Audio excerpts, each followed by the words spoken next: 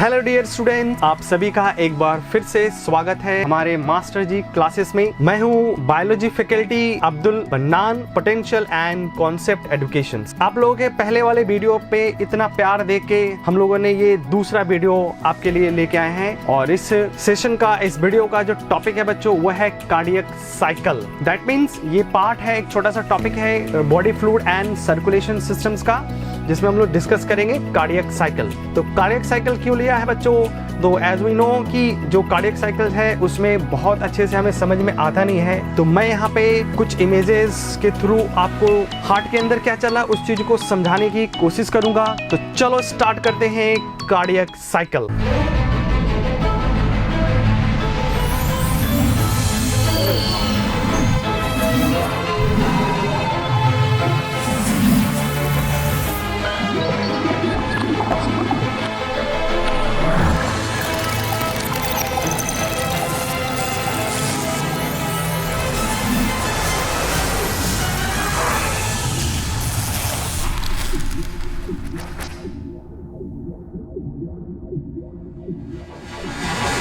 Cardiac cycle start करें बच्चों, उससे पहले आपको थोड़ा सा ओवरव्यू देना चाहता हूं सर्कुलेटरी सिस्टम्स का और हार्ट का, ताकि मैं कार्डियक साइकिल जब आऊं तो वहां पे मैं आपको अच्छे तरीके से ये चीजें समझा सकूं।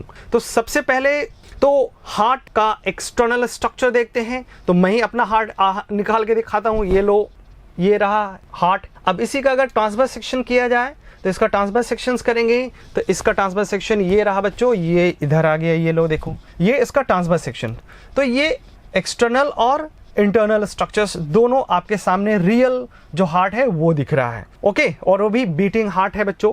तो बेसिकली अब इसमें बाहर वाले जो पार्ट एक्सटर्नली अगर हम देखते हैं तो हमें क्या ऊपर से दिखता है? हमें एक कोन शेप एक स्ट्रक्चर दिखता है। जो लास्ट टर्मिनल पोर्शन है वो एपेक्स है और ऊपर के जो पार्ट्स दिख रहे हैं उसमें क्या क्या हो सकता है? उसमें आपको एरोटा दिख रहा होगा या पल्मोनरी आर्टरीज दिख रहा होगा। तो ये सब चीजें हैं यहाँ पे हार्ट में। और अंदर जैसे जाएंगे तो अंदर हार्ट के अंदर क्या दिखेगा? हमें वेंटिकल्स दिखेगा, एट्रिया दिखेगा, मतलब जो चेंबर हार्ट के, और वाल्व्स वगैरह भी दिख रहे हैं। एनीवे, अब हम लोग क्या करते हैं बच्चों, एनसीईआरटी में जो डायग्राम दिया हुआ है, एनसीईआरटी वाला जो डायग्राम है बच्चों, उसको हम लोग थोड़ा सा फोकस करते हैं और इसके अंदर इंटरनली क्या क्या स्ट्रक्चर, उन चीजों पे हम लोग फोकस करते हैं, देन उसके बाद आगे मूव करते हैं।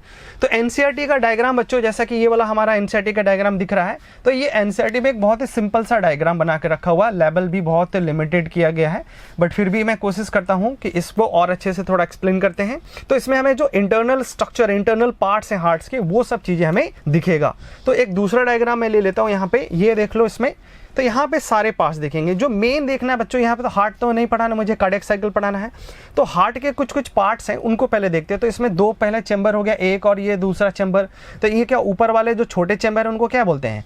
या ऑरिकल्स बोलते हैं या एट्रिया बोला जाता है। ऑरिकल्स एक्चुअली लोब के लिए रिप्रेजेंट किया जाता है और एट्रिया जो है चैम्बर के रिप्रेजेंट किया जाता है। तो एट्रिया कहना ज़्यादा अच्छा है।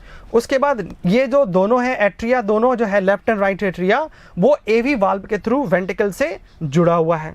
तो यहाँ पे हमें क्या दिख रहा है? दो वाल्व दिख रहे हैं। इन वाल्व को याद रखना, आगे यूज करेंगे। तो इस वाल्व में बच्चों क्या है आपका? एवी वाल्व। तो अगर हम देखते हैं राइट साइड में, तो राइट साइड में यहाँ पे ट्राइकस्पिड वाल्व बोलते हैं एवी वाल्व को। राइट को क्या बोलेंगे?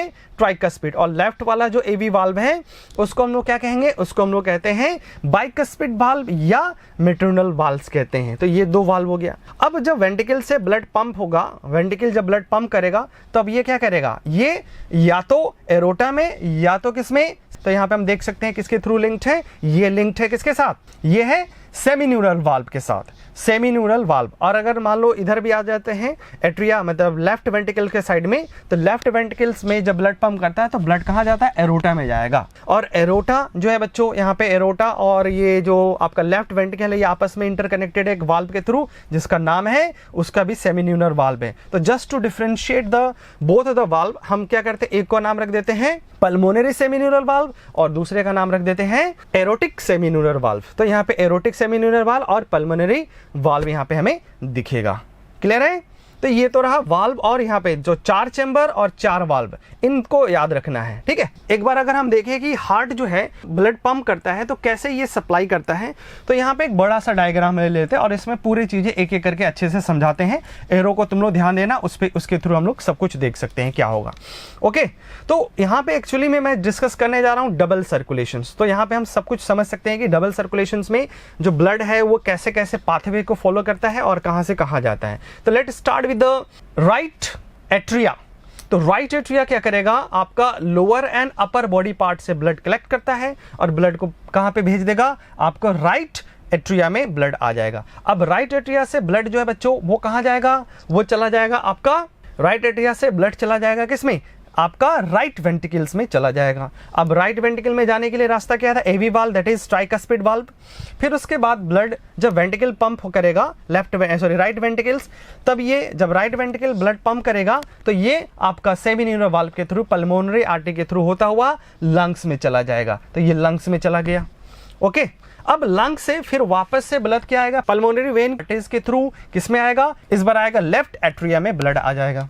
ओके, तो ये एक सर्कल बन चुका है, मतलब एक सर्कुलेशन बन चुका है जिसको हम क्या कहते हैं, पल्मोनरी सर्कुलेशन। तो ये हो गया आपका बच्चा पल्मोनरी सर्कुलेशन, इसको हम क्या बोलेंगे, पल्मोनरी सर्कुलेशन कहेंगे। ओके, उसके बाद अब कहाँ आया है, राइट वेंट्रिकल से लंग्स में, और लंग्स से फिर अभी किस में आ गया, लेफ्ट एट्रिया में। अब लेफ्ट एट्रिया से ब्लड कहाँ आ जाएगा, एवी वाल्व्स के थ्रू, दैट इज यहाँ पे बाइकस्पिड वाल्व या मेट्रोनल वाल्व के थ्रू वेंट्रिकल्स में आ जाएगा। तो ये आ गया कहाँ पे बच्चों, वेंट्रिकल में आ गया ब्लड। ओके, अब यहाँ से ब्लड जो है जब वेंट्रिकल, कौन सा वेंट्रिकल, लेफ्ट वेंट्रिकल जब ब्लड पंप करेगा तो ब्लड अब यहाँ से क्या होगा, पंप होके एरोटा के थ्रू पूरे बॉडी में आएगा। कहाँ आएगा, बॉडी में सर्कुलेट होता है, ठीक है। और यहाँ बॉडी से फिर वापस ये वेना कावा के थ्रू बच्चों, वेना कावा ऊपर वाले को सुपीरियर और नीचे वाले को इन्फीरियर वेना कावा, तो सुपीरियर इन्फीरियर वेना कावा के थ्रू ये फिर से कहाँ जाएगा, आपके राइट एट्रिया में ब्लड वापस आ जाएगा। तो इससे एक कंप्लीट सर्कुलेशन हो गया। तो जो पार्ट जिससे ब्लड जो है आपका बॉडी में जा रहा है उसको बोलते हैं सिस्टमिक सर्कुलेशन। तो ये क्या हो गया, सिस्टमिक सर्कुलेशन हो गया। तो इस तरह से पल्मोनरी सर्कुलेशन और ये सिस्टमिक सर्कुलेशन, तो पल्मोनरी एंड सिस्टमिक सर्कुलेशन होता है, इसमें डबल सर्कुलेशन इसलिए हम लोग कहते हैं। तो यहाँ पे एक चीज हमें ध्यान रखना है बच्चों, जब वेंट्रिकल में ब्लड, वेंट्रिकल में मैंने इसमें दोनों वेंट्रिकल्स में, लेफ्ट एंड राइट वेंट्रिकल्स में, तो कौन सा वेंट्रिकल बॉडी में ब्लड सप्लाई करता है, तो आपका जवाब क्या है यहाँ पे, लेफ्ट वेंट्रिकल इसमें जवाब होगा। तो लेफ्ट वेंट्रिकल्स के थ्रू ब्लड जो है वो बॉडी में सप्लाई होता है। तो एक चीज़ यहाँ पे ध्यान रखना कि जैसे हम लोग आगे चल के जब कभी डिस्कस करते हैं कार्डियक आउटपुट या स्टॉक वॉल्यूम, तो उसमें 70 ml हम लोग लेके चलते हैं, कितना, 70 ml। तो ये जो वॉल्यूम है एक्चुअली में लेफ्ट वेंट्रिकल्स का है, दोनों वेंट्रिकल्स का नहीं, लेफ्ट वेंट्रिकल्स का अमाउंट होता है और यही बॉडी में सप्लाई होता है। तो तुम इससे स्टॉक वॉल्यूम निकालते हो और इसको हार्ट रेट से मल्टीप्लाई करके आप लोग क्या निकाल लेते हो, इसी से कार्डियक आउटपुट निकाल लेते हो, ठीक है। तो दैट मीन्स स्टॉक वॉल्यूम क्या हो गया, स्टॉक वॉल्यूम हो गया आपका total amount of blood which pump by the ventricle. वैसे तो एनसीईआरटी में वेंट्रिकल लिखा हुआ, लेकिन आप यहाँ कहा करो लेफ्ट वेंट्रिकल कहोगे तब भी सही है। क्लियर है यहाँ तक? एनीवे, तो ये था डबल सर्कुलेशन और ऑलमोस्ट आपको समझ में आ गया। हाँ, एक चीज गौर करना है बच्चों कि ऐसा नहीं है कि लेफ्ट वेंट्रिकल पंप करेगा तो राइट नहीं करेगा, राइट करेगा तो लेफ्ट नहीं, ऐसा नहीं होता है। एक्चुअली में ये दोनों सर्कुलेशन, कौन कौन से, पल्मोनरी और सिस्टमिक सर्कुलेशन, ये दोनों सर्कुलेशन जो है ये साथ में चल रहे होते हैं। किसमें, दोनों के दोनों साथ में चल रहे होते हैं। क्लियर है? जैसे ही आपका वेंट्रिकल जब ब्लड पंप करेगा तो लंग्स में भी, ये लंग्स में, और उसी समय पे बॉडी में भी ब्लड जाता है, मतलब दोनों वेंट्रिकल एक साथ कॉन्ट्रैक्ट और दोनों एट्रिया एक साथ कॉन्ट्रैक्ट एंड रिलैक्स करता है। That's clear? ये यहां तक समझ में आ गया? Very good. अब आ जाते हैं हम लोग आगे कार्डियक साइकिल्स में। कार्डियक साइकिल्स में अगर हम देखें बच्चों, तो कार्डियक साइकिल्स में 2 इवेंट होता है और 2 इवेंट्स में एक हो गया सिस्टोल और एक हो गया डायस्टोल। तो सिस्टोल एंड डायस्टोल्स को अगर हम कंपेयर करें तो इसमें कुछ मोटी मोटी बातें आप दिमाग में घुसा लो, उस चीज को एकदम याद रखना, कभी भी कंफ्यूजन नहीं होगा। अब जैसे मैं सिस्टोल वर्ड यूज करता है, सिस्टोल, तो सिस्टोल का मतलब क्या हो गया, कॉन्ट्रैक्शंस। तो जब कॉन्ट्रैक्शन होगा किसमें, वेंट्रिकल्स में हो या एट्रिया में, किसी में भी हो, कॉन्ट्रैक्शन होगा तो उसके अंदर व्हाटएवर जो भी चीजें हैं, तो व्हाटएवर में क्या है, यहाँ पे ब्लड है, तो वो ब्लड क्या होगा, ब्लड पंप होता है, मतलब उसमें से ब्लड बाहर निकलेगा। तो जब भी सिस्टोल होगा तो हार्ट क्या करता है, ब्लड पंप पंप करता है। ओके, अब वो हो सकता है शायद एट्रिया से वेंट्रिकल में ब्लड पंप हो रहा है या वेंट्रिकल से बॉडी में या लंग्स में ब्लड पंप हो रहा है, बट होगा किसमें? सिस्टोल में। डायस्टोल, तो डायस्टोल्स में बच्चों क्या होता है, एट्रिया या वेंट्रिकल दोनों में से कोई भी क्या होता है, ये रिलैक्स होते हैं। तो जब रिलैक्स होंगे तो इनका वॉल्यूम बढ़ता है और वॉल्यूम बढ़ेगा तो उसमें क्या होता है, ब्लड फिल होता है। दैट मीन्स सिस्टोल के टाइम पे जो कार्डियक मसल्स है वो रिलैक्स करता है, जिसके वजह से जो वॉल्यूम है वो बढ़ेगा और उसमें ब्लड फिल होता है। तो ये सिस्टोल एंड डायस्टोल, इसको ध्यान में रखना। नेक्स्ट में आ जाता है टाइम। टाइम इंटरवल हमें कैलकुलेट करना है, ठीक है ना। टाइम निकालना है कि एक कार्डियक साइकिल्स में कितना समय लगता है। कार्डियक साइकिल्स में समय कितना लगता है, तो उसके लिए हमें पता है बच्चों कि जो हार्ट रेट है वो कितना होता है, तो 72 बीट्स पर मिनट, ठीक है, 72 बीट्स पर मिनट होता है। That means 1 minute, that is 60 second में ये हार्ट जो होता है 70 टाइम्स क्या करता है, बीट करता है। तो अब हमें अगर यहाँ पे टाइम निकालना है किसके लिए, आपका कार्डियक साइकिल्स के लिए, एक कार्डियक साइकिल्स के लिए, तो हमें क्या करना पड़ेगा, जो 60 सेकेंड है, सेकेंड जो है उसको हमें 72 बीट से डिवाइड करना पड़ेगा। तो कितना आ जाएगा, ये आ जाएगा 0.8 सेकेंड्स। तो 0.8 सेकेंड्स जो है बच्चों, यही क्या है, आपका 1 कार्डियक साइकिल्स का ड्यूरेशन है। ये देख लो कैसे निकाला है। ओके, अब ये 0.1 सेकेंड, दैट मीन्स अब यहाँ पे मुझे कार्डियक साइकिल डिफाइन करने के लिए अगर बोला जाए तो क्या बोलूंगा, तो कार्डियक साइकिल्स जो है बच्चों, ये क्या हो गया, एक पूरा कंप्लीट इवेंट्स है जिसमें क्या होता है, आपका एट्रियल इवेंट्स और वेंट्रिकुलर इवेंट, मतलब एट्रिया में सिस्टोल डायस्टोल प्लस वेंट्रिकल में सिस्टोल और डायस्टोल, ये जब पूरा कंप्लीट होता है तो इसको हम एक सिंगल कार्डियक साइकिल्स कहते हैं। दैट मीन्स कार्डियक साइकिल्स को हम ऐसे भी कह सकते हैं कि ये क्या हो गया, rhythmic contraction and relaxation of heart at a particular time interval. तो वो पर्टिकुलर टाइम इंटरवल क्या है, वो पर्टिकुलर टाइम इंटरवल है 0.8 सेकेंड। तो 0.8 सेकेंड्स में हार्ट कंप्लीट कर लेता है, अपने एक कंप्लीट साइकिल्स को कंप्लीट करता है। ओके, अब यहाँ पे अब आते हैं थोड़ा सा अब ट्विस्ट इसमें बच्चों। अब यहाँ पे हम क्या करेंगे, ये जो कार्डियक साइकिल है, इस कार्डियक साइकिल्स के इवेंट को देखते हैं, कार्डियक इवेंट को। तो कार्डियक इवेंट्स को हम लोग ब्रॉडली इसको डिवाइड कर सकते हैं, 2 मेन इवेंट्स में डिवाइड कर सकते हैं। एक होता है एट्रियल इवेंट और एक होता है वेंट्रिकुलर इवेंट। ओके, अब यहाँ पे जो वेंट्रिकुलर एट्रियल इवेंट्स है बच्चों, इसका अगर टाइम आपसे पूछा जाए तो आप बता सकते हो कि आपके पास कोई जवाब है एट्रियल इवेंट्स का। देखो कार्डियक इवेंट्स जो है टोटल ये कितने 0.8 सेकेंड्स में कंप्लीट हो जाता है। अब आते हैं एट्रियल इवेंट्स जो है, एट्रियल इवेंट्स उसको कितना टाइम लगने वाला है और वेंट्रिकल इवेंट्स को कितना टाइम लगने वाला है। तो बच्चों ये जान के बहुत तुम्हें हैरानी परेशानी होगा कि इसका जो टाइम इंटरवल है वो क्या है, दोनों का सेम टाइम होता है, क्योंकि एट्रियल एक साइकिल्स में ये दोनों पार्ट कंप्लीट हो जाता है। दैट मीन्स इसको कितना टाइम लगने वाला है, 0.8 सेकेंड लगने वाला है, और इसको भी कितना लगने वाला है, 0.8 सेकेंड लगने वाला है। तो दोनों में 0.8 सेकेंड लगने वाला है। अब यहाँ पे जो एट्रियल इवेंट्स है बच्चों, इसको हम लोग डिवाइड कर सकते हैं किसमें, यहाँ पे एट्रियल सिस्टोल और एट्रियल डायस्टोल। उसी तरह से वेंट्रिकल इवेंट्स को भी हम लोग डिवाइड कर सकते हैं। तो वेंट्रिकुलर इवेंट्स को अगर हम डिवाइड करते हैं तो यहाँ पे भी हमें क्या मिलेगा, यहाँ पे मिलेगा हम लोग को वेंट्रिकुलर सिस्टोल, और दूसरा क्या है आपका, ये है आपका वेंट्रिकुलर डायस्टोल। तो वेंट्रिकुलर सिस्टोल और वेंट्रिकुलर डायस्टोल। अब इसका टाइम निकालते हैं कि किसको कितना समय लगता है। ओके, तो समय बच्चों यहाँ पे आप याद रखो या तो यहाँ पे समझने की कोशिश करो कि क्या हो रहा है। तो बेसिकली आपके एनसीईआरटी में वैसे तो 3 ही कार्डियक इवेंट्स बोला गया है। एनसीईआरटी के हिसाब से अगर चलें तो एनसीईआरटी में पहला बोला गया बच्चों कि एट्रियल सिस्टोल पहला इवेंट्स, दूसरा वेंट्रिकुलर सिस्टोल, और तीसरा इवेंट है ज्वाइंट डायस्टोल्स। तो ज्वाइंट डायस्टोल में 0.4 सेकेंड मेंशन किया गया है, इसके लिए 0.1 सेकेंड, इसके लिए 0.3 सेकेंड्स मेंशन किया गया है। बट ये कंप्लीट फिगर देखो, तो एनसीईआरटी और यहाँ पे जो कंप्लीट फिगर उससे हम लोग थोड़ा सा कंपेयर करके चलेंगे। ओके, एनीवे देखो यहाँ पे जो एट्रियल सिस्टोल है, तो एट्रियल सिस्टोल्स में हम लोग देख सकते हैं यहाँ पे कितना टाइम लगने वाला है, यहाँ पे लगता है 0.1 सेकेंड लगता है। एट्रियल डायस्टोल जो है बाकी रिमेनिंग कितना बचा, 0.8 में से 0.7 सेकेंड लगता है सेकेंड।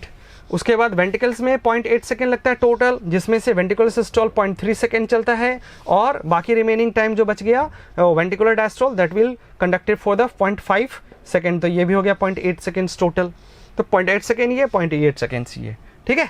तो ये है पूरा टोटल टाइम, किस समय में किस एट्रियल इवेंट्स में कितना समय लगने वाला है। अब थोड़ा समय एनसीईआरटी वाला जो पॉइंट था उसको और जो रियल है उन दोनों को कंपेयर करके साइकिल्स के फॉर्म में, इसका एक पाई ग्राफ के फॉर्म में मैं आपको दिखाता हूं कि कैसे एक्चुअली में ये टाइम मैनेज होता है और कैसे ये दोनों साथ साथ में चल रहा है। ओके बच्चों, तो यहाँ पे हम लोगों ने टाइम को क्या किया है, कार्डियक इवेंट्स में हम लोगों ने 1 by 1 करके देखा। अब आप देखो एनसीईआरटी में मैंने क्या बोला कि इसमें सिर्फ 3 इवेंट्स मेंशन किया है।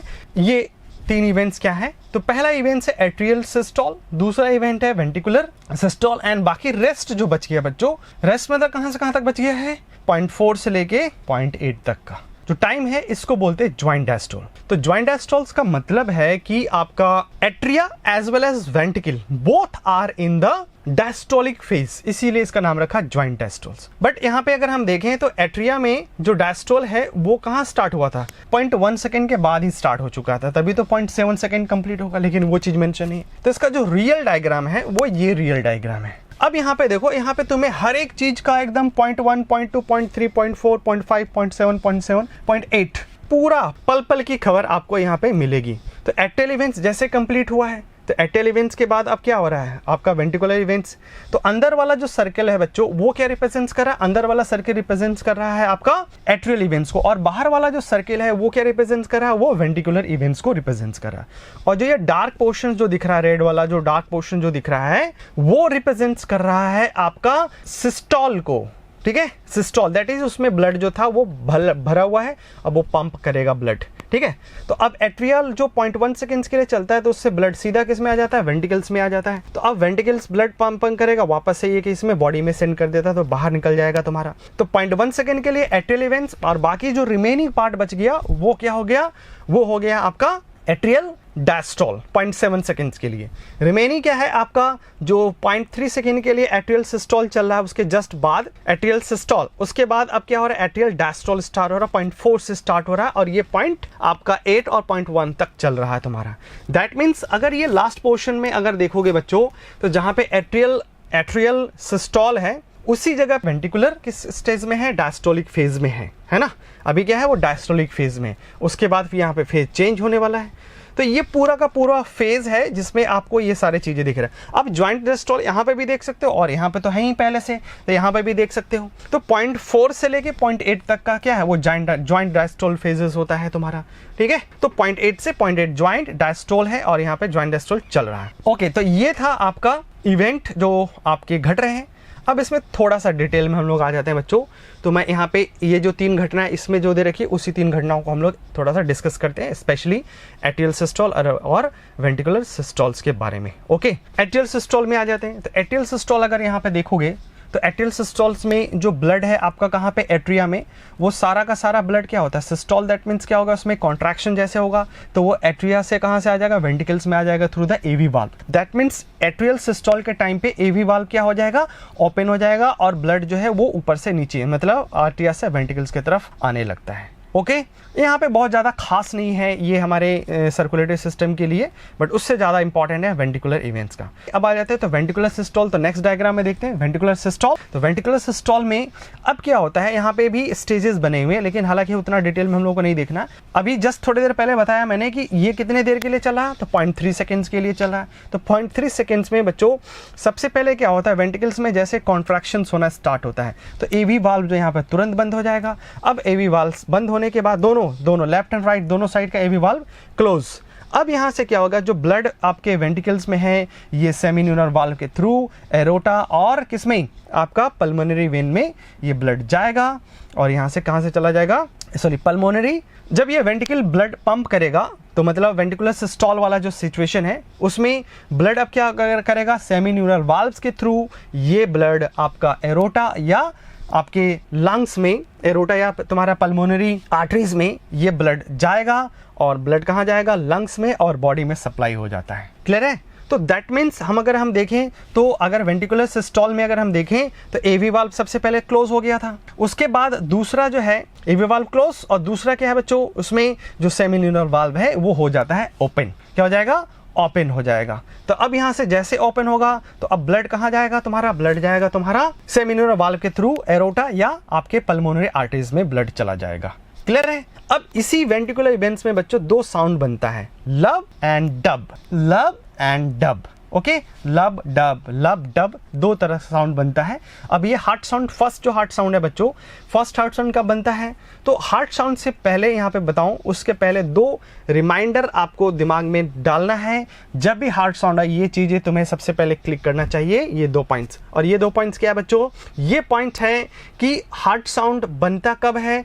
पहला नंबर, हार्ट साउंड बनता है वेंट्रिकुलर इवेंट्स में, ओके, फर्स्ट। दूसरा, हार्ट साउंड कब बनेगा? जब वाल्व क्लोज होता है, तो क्लोजनिंग ऑफ वाल्व, जब क्लोजनिंग ऑफ वाल्व होगा तभी ये क्या होगा, हार्ट साउंड बनता है। ओके, क्लियर है यहाँ तक? जैसे सिंपली अगर हम यहाँ पे जैसे ये ले लेते हैं, ये मान लो वाल्व है, तो इसको मैंने क्लोज किया तो इस तरह से साउंड आया, लेकिन जब ओपन करें, हटा रहे हैं, तो कोई साउंड नहीं आता है। तो इस तरह से साउंड का फॉर्मेशन होता है कब? जब वाल्व क्लोज होता है तब। ओके, अब आ जाते हैं फर्स्ट हार्ट साउंड कब बनेगा। तो फर्स्ट हार्ट साउंड बच्चों, अब यहाँ पे मैं रिमाइंड करता हूँ, यहाँ पे ये जो कार्डियक साइकिल हम लोगों ने देखा था इसमें, तो सबसे पहला जो फर्स्ट हार्ट साउंड बनता है, मैंने बोला वेंट्रिकुलर इवेंट्स में, तो वेंट्रिकुलर इवेंट्स कहाँ से स्टार्ट हो रहा है? Ventricular systole. तो वेंट्रिकुलर सिस्टोल के इस पॉइंट पे सबसे पहले फर्स्ट हार्ट साउंड बनता है, दैट इज लब, LUBB, लब। ठीक है, दूसरा हार्ट साउंड कब बनेगा? जब ये सिस्टोल खत्म और डायस्टोल जैसे स्टार्ट होता है, तो उसी पॉइंट पे, मतलब यहाँ पे सेकंड हार्ट साउंड बनने वाला है। क्लियर है? सेकंड हार्ट साउंड बनता है। ओके, अब यहाँ पे गौर करना बच्चों कि अब यहाँ पे लिखते रहते हैं, यहाँ पे देखते रहना, और यहाँ पे तुम गौर करना, ये डायग्राम हमारा क्या है? वेंट्रिकुलर सिस्टोल का डायग्राम है। ओके, तो अब यहाँ पे जैसे वेंट्रिकुलर सिस्टोल, ठीक है ना, स्टार्ट होता है, आरंभ होता है, तो वैसे ही क्या होता है, इसमें कॉन्ट्रैक्शन होगा, कॉन्ट्रैक्शन की वजह से प्रेशर्स पड़ता है, और प्रेशर पड़ने से AV वाल्व क्लोज और सेमिन्यूरल वाल्व ओपन हो जाएगा, सेमिन्यूरल वाल्व ओपन। तो इस केसेस में फर्स्ट हार्ट साउंड बना। फर्स्ट हार्ट साउंड क्या? लव। और कब बना है? तो इसमें AV वाल्व क्लोज होता है तब, AV valve close. Okay, AV valve close होने के टाइम पे बना है। जो फर्स्ट हार्ट साउंड होता है ये तेरा लो पिच का होता है। क्या होता है? लो पिच का होता है, ये चीज ध्यान में रखना है। ओके, लो पिच का मतलब बच्चों ये लाउडर साउंड होता है, लब। ठीक है, अब आ जाते हैं दूसरा। तो दूसरा इवेंट्स कब बताया हम लोगों ने? बताया जब ये वेंट्रिकुलर डायस्टोल स्टार्ट होगा तब। तो वेंट्रिकुलर जैसे डायस्टोल, तो ये एक्सपेंड करना स्टार्ट होगा, फैलना स्टार्ट होगा। ठीक है, अब जैसे फैलेगा तो सेमिन्यूरल वाल्व से ब्लड वापस कहीं आ ना जाए, तो इसलिए सेमिन्यूरल वाल्व क्लोज और AV वाल्व ओपन हो जाएगा, क्योंकि ब्लड अब एट्रिया में भर चुका है। ब्लड अब कहाँ आएगा? नीचे की तरफ आना स्टार्ट हो जाएगा, नीचे मतलब वेंट्रिकल्स में आना स्टार्ट होगा, तो AV वाल्व क्या हो जाएगा? ये ओपन हो जाएगा। दैट मीन्स यहाँ पे जो वेंट्रिकुलर डायस्टोल है उसमें क्या होगा? सेमिन्यूरल वाल्व क्लोज। तो सेकेंड हार्ट साउंड जो डब है बच्चों, डब कब बनेगा? डब बनेगा आपका जब सेमिन्यूरल वाल्व क्लोज होता है तब। और ये जो होता है ये होता है हाई पिच का होता है। हाई पिच का मतलब हो गया लेस लाउडर होता है तुम्हारा, इसमें लाउडनेस कम होता है। तो ये था हार्ट साउंड, और साथ में ये तुम्हारा कार्डियक साइकिल्स का जो वेंट्रिकुलर इवेंट्स है, आई होप ये भी समझ में आ गया हो गया। तो यही ओवरऑल बच्चों है कार्डियक साइकिल्स में। तो यहाँ पे पूरा जो प्रोसेस जितना भी पॉसिबल था शॉर्ट समय में आपको जितना समझाना था मैंने समझा दिया बच्चों। अगर अब समझ में नहीं आया तो एक बार पीछे जाके फिर से वापस से इसको रिमाइंड करके देखो, ठीक है। और नेक्स्ट वीडियो आप किस पे चाहते हो, किस टॉपिक पे चाहते हो, कमेंट सेक्शन में जरूर बता देना, क्योंकि अब इससे रिलेटेड है ECG। इसे भी शायद ECG के बारे में भी आप सोच रहे हो कि थोड़ा समझा दीजिए सर इसी तरह से ग्राफिक से। तो आप पहले कमेंट करो, नीचे कमेंट सेक्शन में जाके कमेंट करो, देन उसके बाद अगर कमेंट रहा ज़्यादा तो उस पर बनाया जाएगा, या अदरवाइज आपको जो भी टॉपिक अच्छा लगेगा, जो भी आपको देखना चाहते हैं इस तरह से, तो आप कमेंट करके बता सकते हैं, उस पर हम लोग वीडियो बनाएंगे। ओके बच्चों, आई होप कि आप लोगों ने इस वीडियो को एंजॉय किया होगा, बहुत मजे से देखा होगा और अच्छे से पढ़ाई करेंगे आप लोग, ठीक है। तो चलो बच्चों, आपके फ्यूचर के लिए ऑल द बेस्ट, आपके आने वाले एग्जाम के लिए all the best. Bye bye, happy learning.